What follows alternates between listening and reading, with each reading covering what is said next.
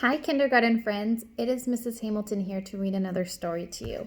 And the story I have today is kind of exciting because it's one of my favorite stories, and we read a couple by this same author in class together. So you might be remembering looking at the cover. You might think, oh yeah, we read those in class and they were so fun to listen to.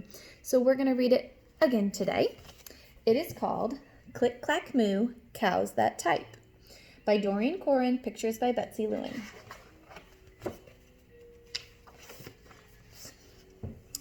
Farmer Brown has a problem. His cows like to type.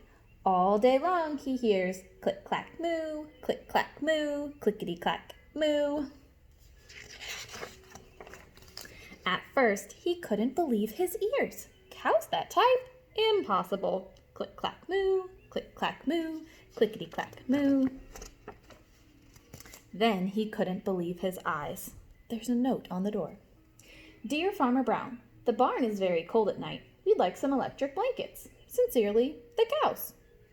You think cows need electric blankets? Oh no, they say they're cold.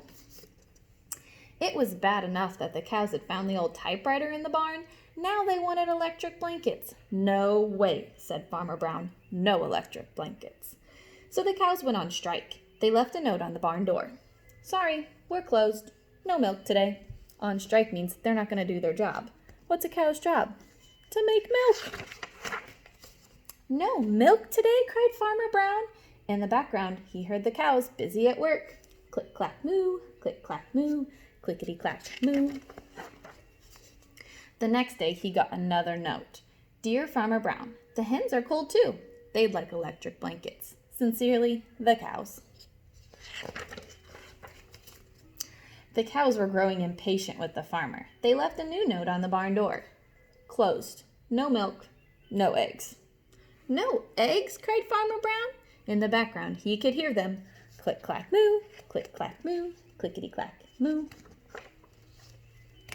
Cows that type? Hens on strike? Who has ever heard of such a thing? How can I run a farm with no milk and no eggs? Farmer Brown was furious. Furious is really mad. Farmer Brown got out his own typewriter.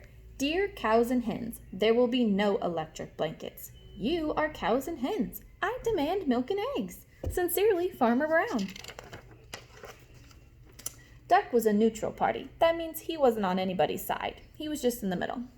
So he brought the ultimatum to the cows. The cows held an emergency meeting. All the animals gathered around the barn to snoop, but none of them could understand moo. All night long, Farmer Brown waited for an answer. Duck knocked on the door early the next morning, and he handed Farmer Brown a note.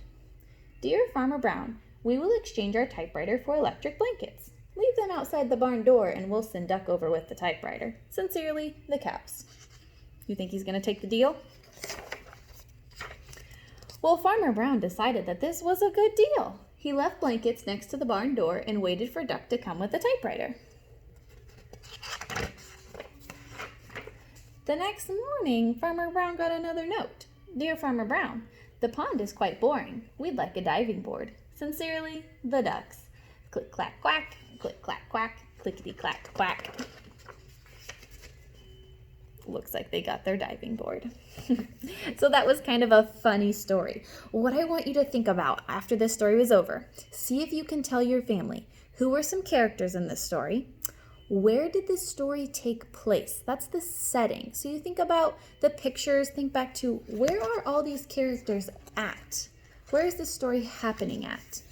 And you can also try to remember some things that happened in the beginning, in the middle, and then the end. That will get your brain ready for first grade, because when you read first grade stories, you're going to have to remember stuff that happened in the beginning, middle, and end. So see if you can do that with this silly story called Click, Clack, Moo, Cows That Type.